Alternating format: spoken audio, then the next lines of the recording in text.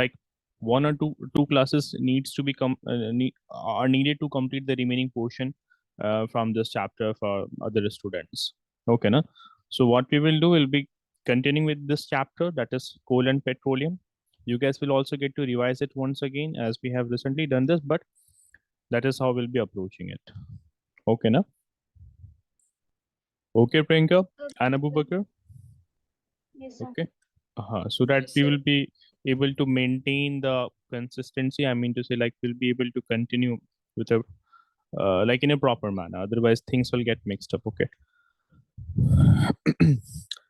If you guys remember, Priyanka and Abubakar, and you, Mustafa, also, like in the previous classes, we had learned about the destructive distillation of the coal, right? We had learned about it, where we learned that coal is strongly heated in the absence of oxygen to obtain useful products. Right now, it is strongly heated in the absence of air to obtain useful products like coke, coal gas, and coal tar. And all these three are very valuable substances. Okay, now they are very valuable substances.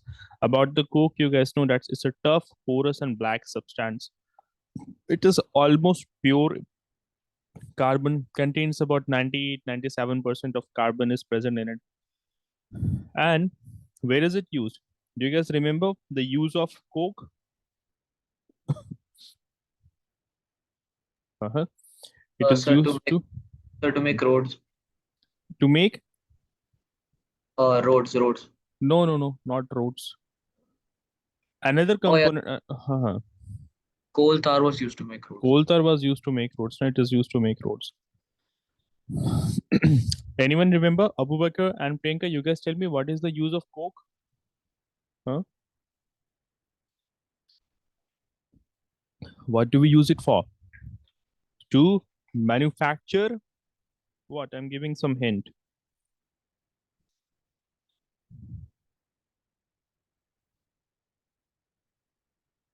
Yes? To manufacture? Not getting it? What? It's steel, Priyanka. Steel. Okay, now? To manufacture steel, coke is used. Okay. Why so? Because we know in order to manufacture steel, you need two substances. One is iron and another is carbon. So where will you get the carbon from? You will get the carbon from this coke. So we take iron, we mixed it with carbon, like the carbon that we're getting from the coke. And as a result of this, steel is ready. And steel is an alloy, no, by the way. It is an alloy. Alloy are the mixtures of two metals or a metal and a non-metal. It's a homogeneous mixture of metals or metal and a non-metal. Okay, so coke is a tough, porous, and black substance. It is almost pure carbon. It is used in the manufacturing of steel, and it is also used for extraction of many metals from their ore. You guys know about ores now. I have shown the images of ore several times. Minerals are not found in the nature in their pure form. They are found in the form of a rock, like contains so many impurities in it. In order to get the pure substance out of it, we have to use various methods. So in one of the method, in order to obtain many of the metals from the ore, coke is used there. Okay, further we learned about the coal tar, that it's a black, thick liquid substance which has a very unpleasant smell. Okay, it gives a very strong smell. Okay, sometimes you guys might, if you when you visit India, sometimes, okay, or if you have some, sometimes if you might have seen the construction of the roads while the road construction is going on.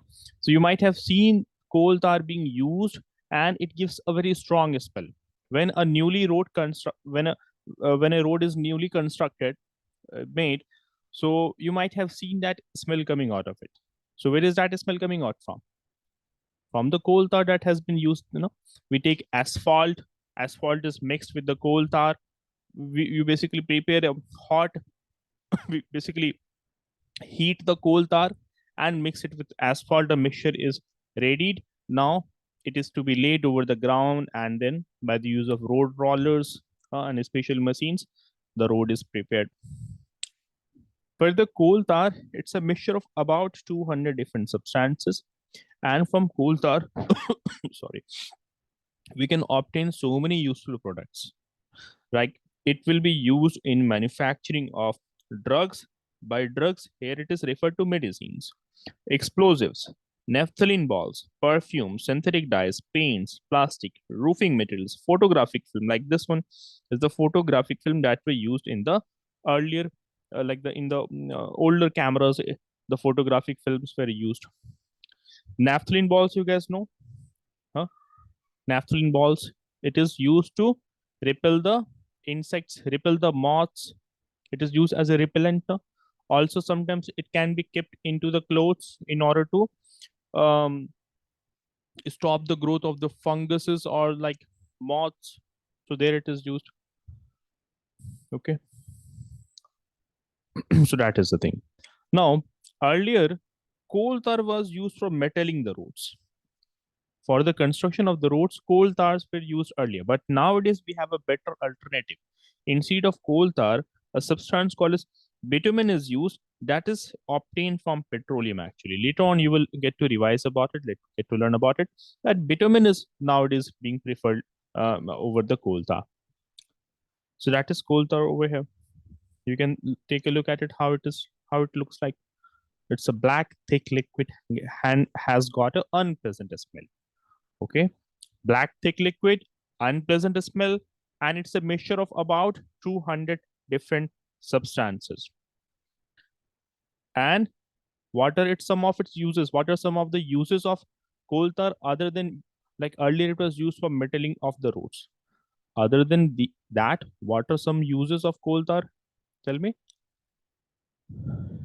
We just have discussed it, by the way. Try to recall. Where is Fatima? Again, she is absent today, no? Perfumes. In manufacturing of perfumes, let me drop a reminder for her. Sir, Ask paint. Fatima to join. Yeah. Synthetic dyes or paints, basically, and the balls. Which balls? The naphthalene balls. Good. Naphthalene balls. And in the Sir, what is naphthalene balls? naphthalene balls are like, sometimes you might have seen like um you might have seen like it is put into the wash basins. I have seen here in India, like commonly, it is very common in certain hotels. I have seen that they would be putting 3 to 4 naphthalene balls into the wash basins. So there it is used. Should I show you some images? Yeah. I mean, to get smell. Like it gives a strong smell. Okay, but it is not used for the purpose of a smell. Okay, it is not used for the purpose of smell, but it is used for keeping the insects, keeping the moths away. Okay, na?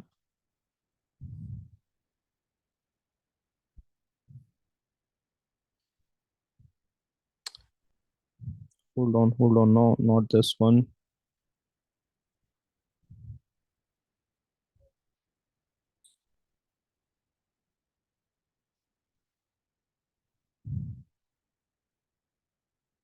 I'm getting the molecular structure of it. No.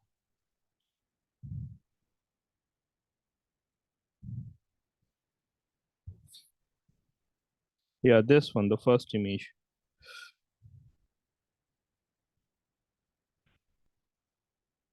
Okay. See, this is the naphthalene ball. This is how it looks like. Okay. So it will be used, like it has a very strong smell. Okay, now so certain insects will get repelled because of the strong smell of it. Okay, even rodents, even rodents, they will also get repelled because of the strong smell coming out of the naphthalene balls. So it is put in between the clothes also. Okay, nowadays it is not used because we have better alternatives available. But back in the day, these things were used in the wash basins. It will be kept. Okay, got it, everyone? Yes, sir. Yes, sir. Next, we have the coal gas. So coal gas is also obtained as one of the product of destructive distillation of coal. It is earlier, like earlier, many years ago, like in the year 1810 and then in the year 1820, it was used in the street lighting. Okay, like in the year 1810, try to visualize that period of time. At that time, lamps were not popular. Right now, electricity was not available, like it has not reached everywhere. Right. So at that time, in order to light the streets, there in the street light, coal gas was used as the fuel. Okay, and coal gas was burned to give out light. Okay, but nowadays it is mainly used as a heat source, not for the purpose of obtaining light by burning it. So once it was used for street lighting, it was used for this purpose for the first time in London in 1810, and then in the year 1820 in New York it was used. But nowadays it is mainly used for purpose of obtaining heat in the industries, in the factories. So that was all the different type of products which we had obtained from the destructive distillation of coal. Okay. Further, talking about hydrocarbons, like what are these hydrocarbons? As the name itself is suggesting that these will be the compounds that will be made up of hydrogen and carbon. Hydro here refers to hydrogen, carbon here is referring to carbons. So hydrocarbons are those substances that are made up of hydrogen and carbon only. Okay, na? And they are found in the fossil fuels. Getting it? Where are they found? They are found in the fossil fuels, like coal. Coal contains it. Then petroleum will contain hydrocarbon in it. So when the fossil fuels will be burnt, due to the burning of the fossil fuels, these hydrocarbons like methane, butane, hexane, these are some of the hydrocarbons that will be produced due to the burning of the fossil fuels. You guys getting it so far? Okay, now? Yes. Yes. So upon burning of fossil fuel, we get these hydrocarbons.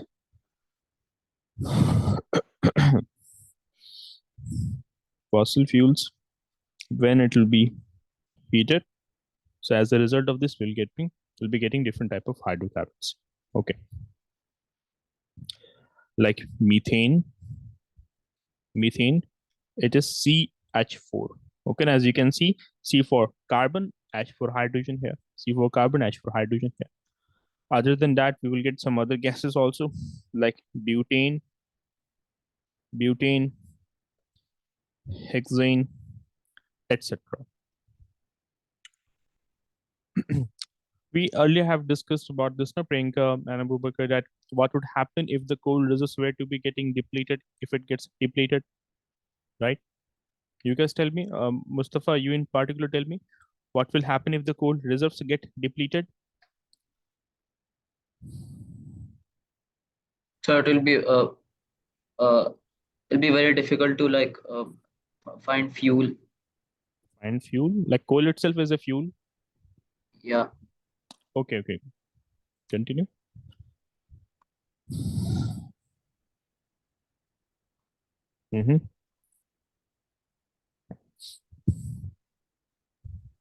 So the coal tar which comes from the coal would it is a very important substance to us. So that will be also be harder to find.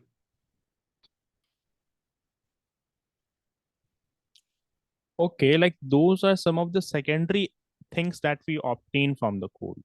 Coal in itself is the main fuel which we are having. Okay, we'll be talking about the products that we obtain from coal later on. Later on, we can discuss about it. But if all the coal reserves were to be getting depleted, then what will happen? Priyanka and Abubakar, I'm expecting answer from you guys as well. So transport. Transportation will be affected. Yes, sir. Okay, because so many vehicles are like so many electrical vehicles, they depend upon coal. How? You will see that we are not putting coal into the vehicles, but Yes, ma'am. they are using But we'll get. electricity. Uh-huh. Yes. So in order to generate electricity, right now, in thermal power plants, coal is burnt, isn't it? Coal is burned in Yes, the sir. thermal power plants to produce electricity. So if coal reserves are getting depleted, it will be indirectly affecting the transportation also. Okay, good point. And what else? Abu Bakr, You also Sir, add the point, huh? sir, the electricity is supplied to our own homes. Yeah, they'll be reducing the supply of electricity to our houses also. Okay, no? So like we can add that there'll be energy crisis. Energy crisis, right? Because coal is the primary fuel for energy electricity generation in many parts of the world to this day. And if we run out of the coal reserves, it will lead to widespread power outages in the different places, right? Power outages. It will impact our home, our business, and so many infrastructure will be getting affected because of this. Sir, Mhm. sir, like it can be way deeper. Like, sir, like by coal, sir, Mhm. like by coal we get coke, right? Yeah, And then coke is sir, coke and iron is steel. So then, sir, like without steel, we cannot Hmm. make a lot of machinery. Exactly. Because the backbone of the so many infrastructure is steel now, right? Yes, sir. Steel So is like the the Hmm. iron and steel industry is like the backbone of modern industry. Exactly, right? So it will be greatly affected. Very good. So industries will get affected because of this, right? Good. Like we can say there will be disruption, industrial disruption. Industrial disruption basically means that just the thing which you have mentioned over here, that we see that many industries it relies upon coal for heat, right? For power, for manufacturing of steel. In fact, coal is even used for the production of cement also, right? So if the coal reserves were to get depleted, so imagine like the steel industry is going to be get impacted because the steel will no longer be manufactured. Cement manufacturing will become difficult. And imagine if cement is not available to you, steel is not available to you. So how are you going to construct the buildings? Huh? So that will be a big problem, right? Then another point, as you have mentioned, that there'll be challenge in the transportation. Transportation will get affected, right? Now transportation will get impacted because of this. Okay, no, that is the thing. What other what other problems can we have? Think of one more point at least.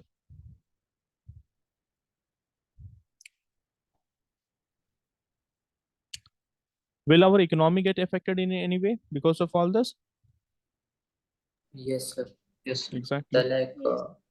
Hmm.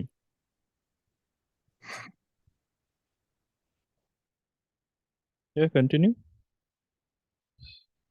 sir, India is also so Mhm. like coal. We get a lot of coal from India. Yeah, exactly. India is one of the biggest exporter of coal, right? Not only exporter, but it's one of the biggest consumer of coal also right now. So India is like considered as the second largest producer. Okay, and it's one of the largest consumer of coal globally, right? So actually, it imports more coal than rather than exporting it. The import of coal in India is more in comparison to the export. Okay, no? So we know that our economy in a way is dependent upon the coal resource also, right now. So many of the industries that rely upon coal for heat and power, like steel industry or cement manufacturing industry, which we have done. So if the manufacturing is going to get slowed down, or if the manufacturing stops, those industries are in a way generating so much of revenue for the country. So if those industries are going to get stopped, it's not going to work. So thereby it will be having a impact on our economy also. There will be slowdown in the economy, there will be job losses, and it will lead to like financial instability also. So there are so many problems which is linked to this. Okay. Sir, Uh-huh. do we have any more effective alternative for coal because coal reserves are getting depleted? Yeah, we do have so many alternative resources of energy. Okay, now we do have like there are so many, but that does not generate as much of power as coal or petroleum does. Okay, like solar energy is there, wind energy, geothermal energy is there. We have biomass. We can generate energy from the tides also. The tidal energy is also there. So solar energy, wind energy, geothermal energy, and then you have hydroelectricity energy, uh, tidal energy. You can make biogas from the animal waste and the human waste. So these are the alternate resources. Okay, if you if we work more on building infrastructure to harness these kind of energy, right? So the coal reserves will last longer. The coal reserves are going to get last longer, right? If the current rate at which we are using it, it may last for 150 to 200 years only, right? But we develop infrastructures like we move towards use of alternate sources of energy, then the coal reserves may last for 300 years or 400 years, let's say. Okay, so that is the thing. But the direction in which the world is going towards, no country wants to follow the climate rules or any kind of rules right now. You guys might have heard about some climate activities like Greta Thunberg, right? You might be familiar with her. So uh, these are the people who raise concern like about the environmental impact of the use of the fossil fuels and so many things, right? But we get to see that so many politicians would be owning private jets, right? Private aircrafts, and like they are one of the people like how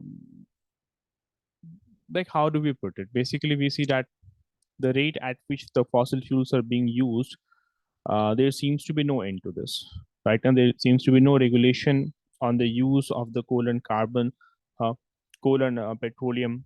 There is no rule limiting like how much of coal and petroleum a country is allowed to use, how much of carbon emission a country is allowed to produce.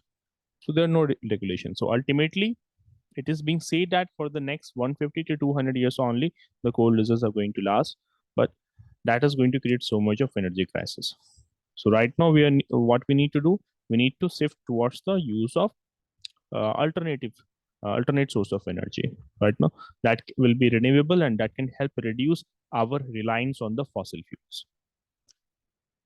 Moving on, we have this question like what substances will be released on the burning of the coal. So when coal will be burned, various substances can be released. Some of them are as follows: carbon dioxide, carbon monoxide, sulfur dioxide, nitrogen, lead, arsenic, and mercury. These are some of the substances that are usually released in most quantity. Carbon dioxide is released in maximum quantity whenever coal is burnt. If coal is burnt in insufficient supply of air, then toxic gases like carbon monoxide is released that can be very fatal. Okay, na? Other gases like sulfur dioxide or nitrogen oxides are also released that leads to acid rain. Okay, so coal that we have finished. Now we'll be learning about the petroleum. Natural gas is what kind of resource? Is it living, renewable, non-renewable, or all of this? All of this. So natural gas or biogas and natural gas, same thing, right? No, no, they're completely different thing. Biogas is like taken out from the earth. It is formed naturally. Natural gas is formed naturally, while biogas is prepared by we humans. We prepare it by using the cow dung, human waste, animal waste, basically. Yeah, answer this question. So non-renewable. Non-renewable. Good. Gaseous mixture containing more volatile components of petroleum is called. This will be getting to this. We'll be doing this question later on, as we haven't discussed about petroleum yet. Fossil fuels are Formed naturally. obviously, and coke is obtained from. Destructive distillation of coal. Very good. Such resources which can be continually replenished.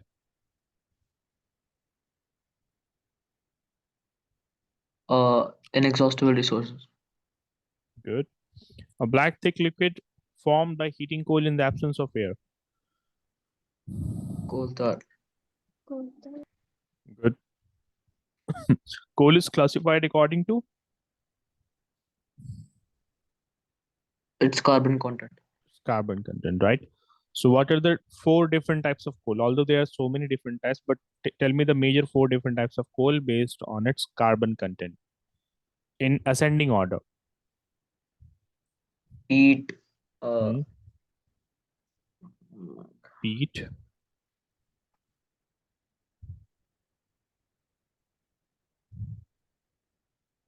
I have even given you guys hint. Sir, lignite. Lignite. Good. BTQ was something. No.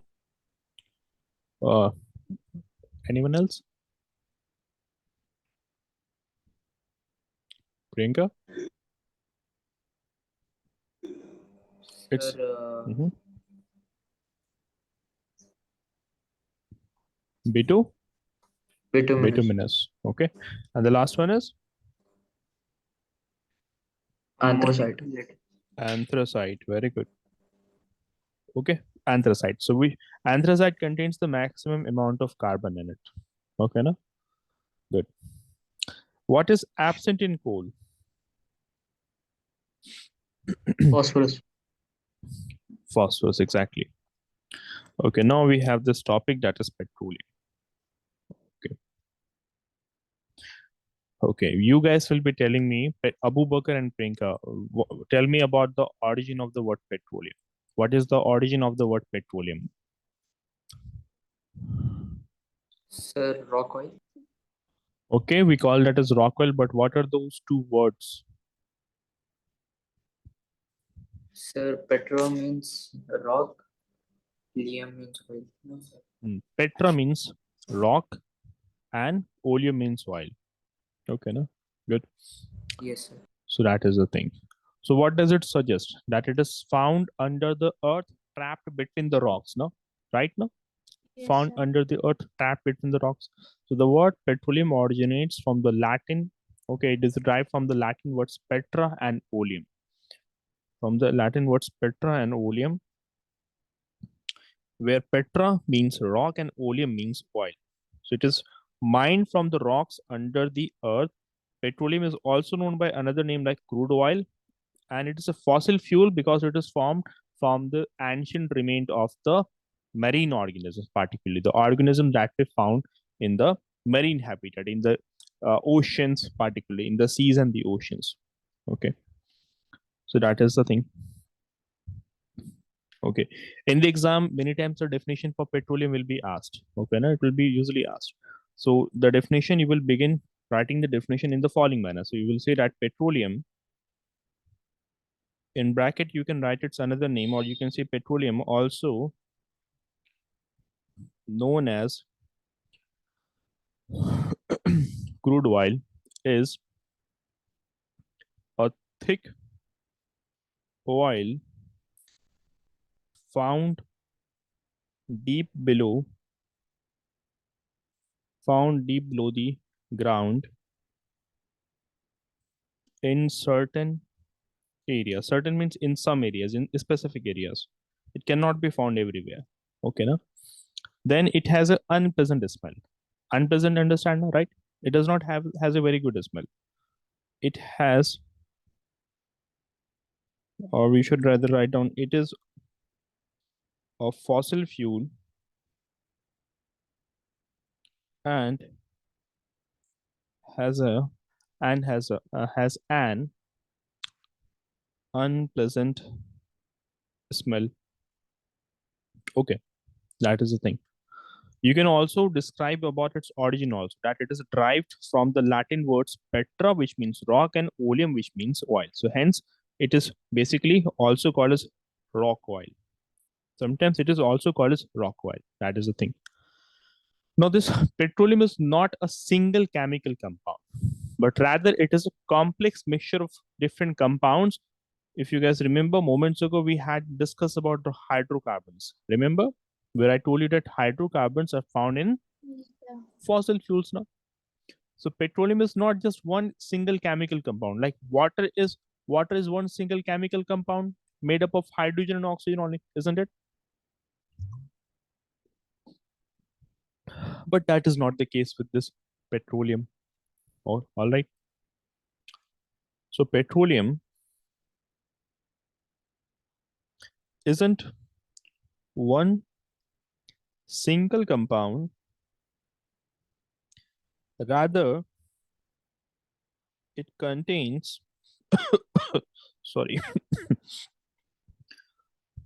contains a mixture of hydrocarbons sorry rather contains a mixture of hydrocarbons. That is the thing. And hydrocarbons are the compounds that are made up of only two elements. What are those two elements? The hydrogen and carbon. Exactly. Good. Okay. Some of the important characteristics about the petroleum are also to be noted down. That petroleum, you guys tell me, is it soluble in water? No, sir. Exactly, no. So petroleum No. is insoluble in water. Okay, so these are the important things about the petroleum which we have learned so far. Now the question, like, how was it formed? How do we extract it? First, talking about its formation. So petroleum was formed by the by the decomposition of the remains of the tiny plants and animals that were buried under the sea millions of years ago. And millions of years ago, like what kind of creatures were found to be living under the oceans? They were small, tiny fishes were also present. Other than that, specific creatures like these kind of things were also present, like trilobites were present, uh, ammonites were present. The fossil fuels of those organisms can still be found. Okay, now so these kind of creatures were also found to be living under the oceans millions of years ago, which are now extinct, obviously. Then there were so many tiny plants also, right? Tiny aquatic plants were also found under the oceans. So petroleum was formed by the decomposition of the remains of the tiny plants and animals and even the microorganisms that were buried under the sea millions of years ago. And it is believed that millions of years ago, those tiny plants and animals which lived in the sea, they died basically. They died, okay, due to natural causes, or basically their life is they were at the end of their lifespan. So because of these reasons, they died, and their dead bodies sank to the bottom of sea, and they were soon covered with mud and sand. Okay, they were covered by mud and sand. And since we are talking about a very big geographic scale now, like we are talking about a very long time span. So over the course of millions of years, hundreds of millions of years, there would have been deposition of thick layers of sand and silt above the dead remains of animals and plants. No? So they were buried deeper and deeper, and as they were buried deeper and deeper, so they were exposed to extreme amount of pressure and heat, right? So because of the extreme amount of heat and pressure, they gradually turn into oil and natural gas. Keep this thing in mind that these remains of the plants and the animals that had died about roughly 3 to 400 million years ago, okay, as they were buried under the oceans, getting it. So they were exposed to enormous amount of heat and pressure, okay, na? And gradually they converted into oil and natural gas. And today we drill down through the layers of sand. We'll be drilling through these layers of sand, silt, and rock to reach those rock formations, to reach those rock formations where the oil and natural gas is found, where the petroleum, basically petroleum and the natural gas is found. Understood how it is formed and how we are going to extract it? Yes, sir. Okay, no? Also, these rocks were impervious rocks. The petroleum that was formed, it got trapped between two layers of impervious rocks. Like they were non-porous, meaning that these rocks will not allow the petroleum to pass through them. Or basically, these rocks did not had tiny holes in them. Certain kind of rocks have tiny holes in them, right? Have cracks in them, so through which a liquid will pass. But these were impervious rocks. Okay, Abu Bakr. So it basically Yes, sir. remained over it. It did not pass through it. Talking about the occurrence and the extraction. Occurrence and extraction of petroleum. So petroleum, obviously, it occurs deep under the surface of Earth between two layers of the impervious rocks, and it is lighter than water, so it floats above the water. Sometimes water may also be found, and above the water, it is going to float. So petroleum oil deposits, they are usually found mixed with water. It has got some salt and sand particles also mixed in it. Okay, I don't think that when we will be drilling it out, we will only get petroleum. No, you may also get it. You will basically get a mixture of oil, water, some salt, and sand or soil. Getting it now, Mustafa? Everyone getting it? Okay. Yes, Then sir. does it occur in all places of Earth? No, sir. No. Why petroleum is found only in certain places? Think about it.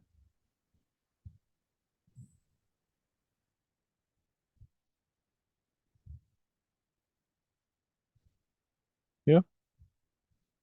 What could be the reason behind it? Huh? If I were to drill below my house, will I be able to get a petroleum? Will I be getting some petroleum and I will become rich? Huh? Maybe or maybe not. Maybe or maybe not. Okay, a survey has to be done, right? First, geologists will come, they will survey the area, right? They will take some sample from the ground and they will study it in the lab. See, basically, petroleum is found only in specific locations because of unique combination of geological factors and the historical events. There are some important factors that are responsible for petroleum. Okay, now, if suppose the area, the place where I'm living, millions of years ago, an ocean existed in this place, suppose, right? And lots of organisms died. Okay, so then there are high chances that there might be petroleum in this area. Getting it? Okay. Further, petroleum will be found where? Like petroleum is found between the impervious rocks, no? Right? But under the ground, under the soil, when we'll be digging under the soil, and if these impervious rocks are not found there, right? So there we won't be getting any petroleum because petroleum needs to be trapped between the layers of the rocks. Okay, no? So we need to have these kind of rocks, reservoir rocks needs to be there. So there are certain factors that influences it. That's why petroleum cannot be found everywhere. Okay, no? So it requires a specific sequence of geological events and various conditions, which is not found everywhere. Okay.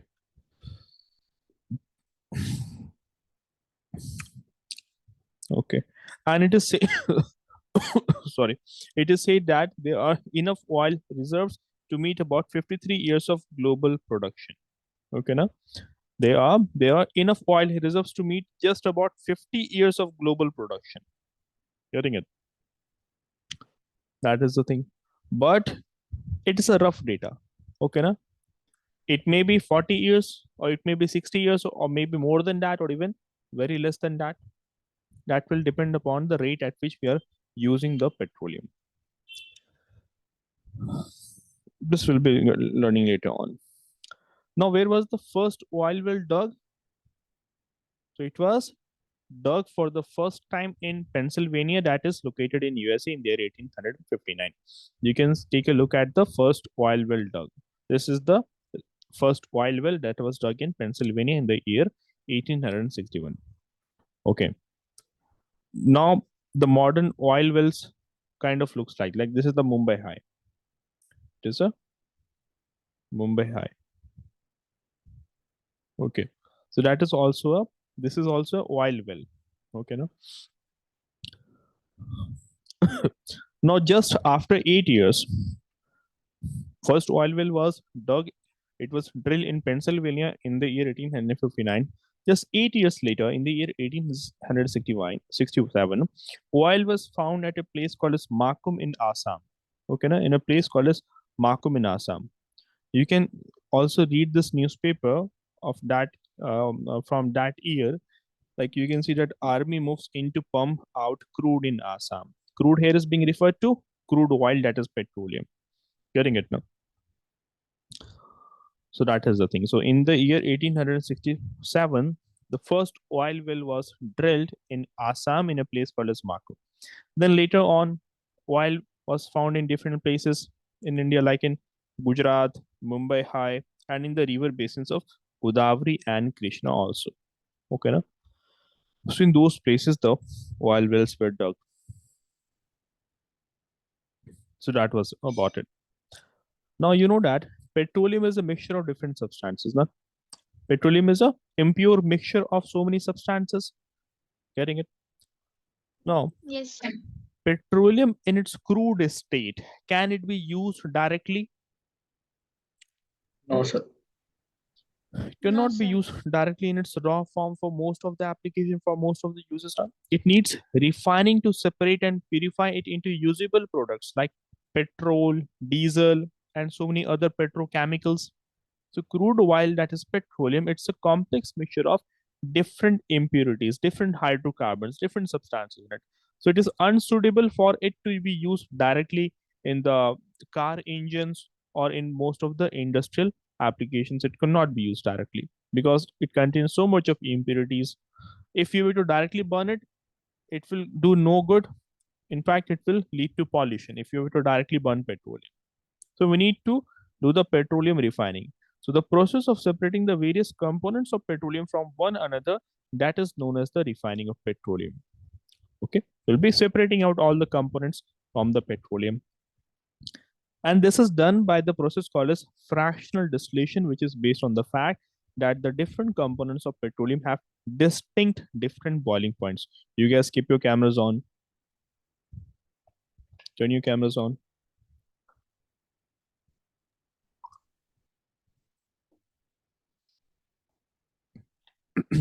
Priyanka, Abu Bakr, turn your cameras Yeah. on, both of you. Yeah.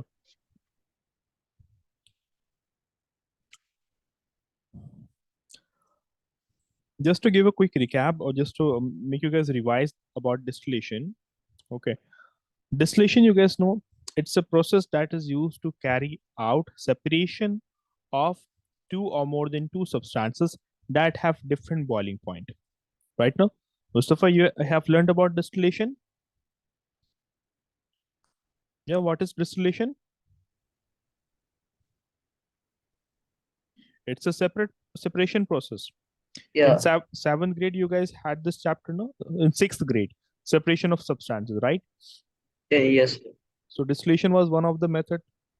Abu Bakr, you described me about distillation. What is the principle of distillation?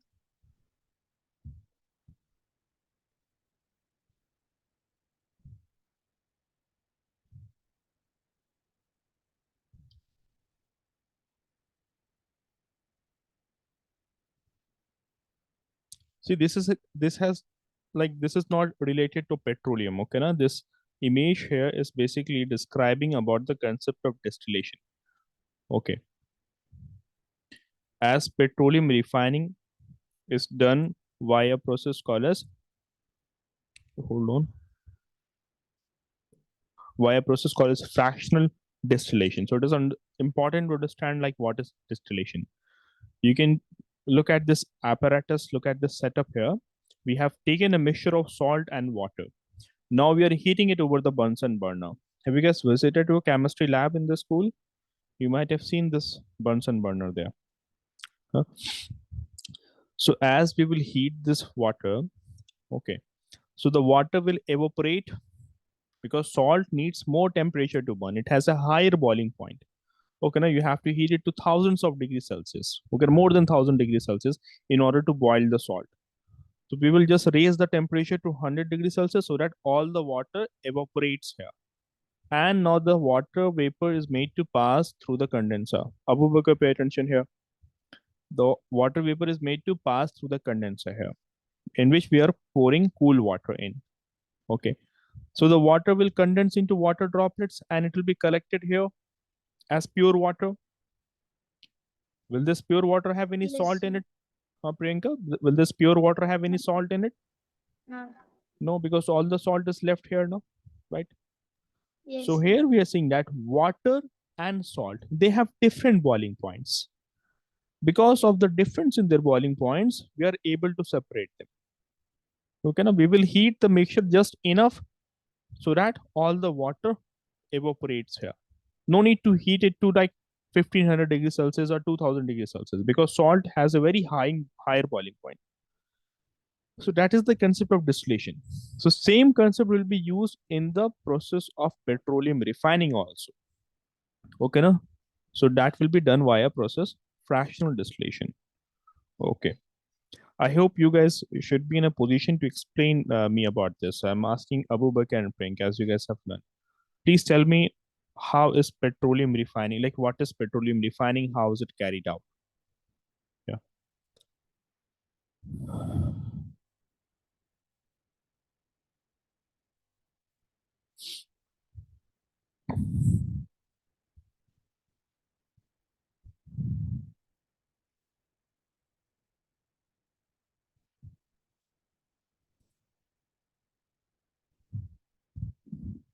Yes. Anyone?